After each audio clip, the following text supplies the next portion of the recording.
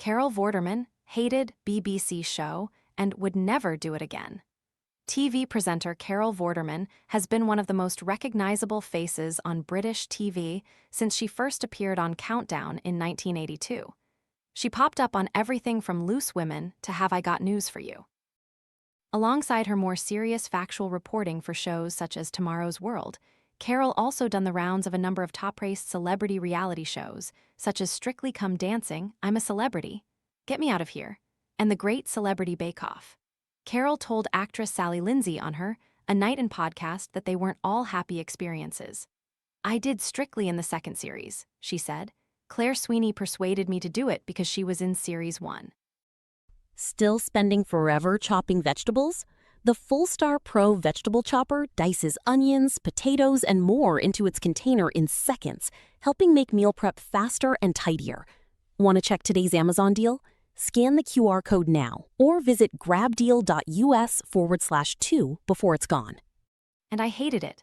Partnered with professional dancer Paul Killick, Carol was eliminated from the BBC show quite early in the competition. I won't do that again, she joked. Not that they'd ever ask. Carol, who is as well known for her forthright political views as her keen mathematical mind, added that there are some shows she would point-blank refuse to consider. I would never do Big Brother. I'd be cancelled before I set foot through the bloody door. Her experience on the BBC's flagship popular science show Tomorrow's World is also one she wouldn't want to repeat, she told Sally. I'd been on Countdown a long time, and I'd been offered various bits and pieces, Carol recalled. I'd been doing bits and pieces. I had been doing a lot of educational shows and stuff about science, because obviously that was my background. But then the BBC rang up my agent one day and they said, "We'd really like to talk to you. We're thinking of changing all the presenters on Tomorrow's World. Because we've done a focus group, and in our focus group, we gave a list of 20 names and 80% of the people said, we want Carol Vorderman." The job entailed just 1 day's work a week, and Carol's agent had negotiated a respectable fee, but there was one problem. They sent the contract through, and it said that I was exclusive to the BBC and I couldn't do Countdown anymore. And I said that's never going to happen. That's not going to happen. Eventually, though, the BBC agreed to compromise on Carol's demands and she started work on Tomorrow's World. Carol said, "We're filming in Australia. Having a lovely time, but I got a phone call when I got back to the hotel saying, 'Ring your agent.'" It emerged that BBC executives had belatedly realized that she was been doing regular adverts for soap powder long before she had started working for them. Loads of arguments went on, and then in the end they said, "You're sacked." Carol had been working on several other projects for the BBC, including a regular column in Radio Times magazine, but she was dismissed from all of them in one fell swoop.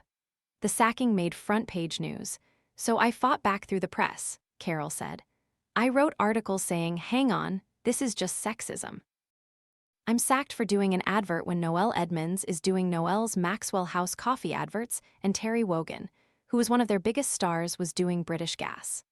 While Carol pushed back against the BBC's decision, eventually, the argument died down and she went back to working on Countdown with her great friend Richard Whiteley. But a few months later, the BBC called again to say that the viewing figures for Tomorrow's World had declined dramatically after her departure.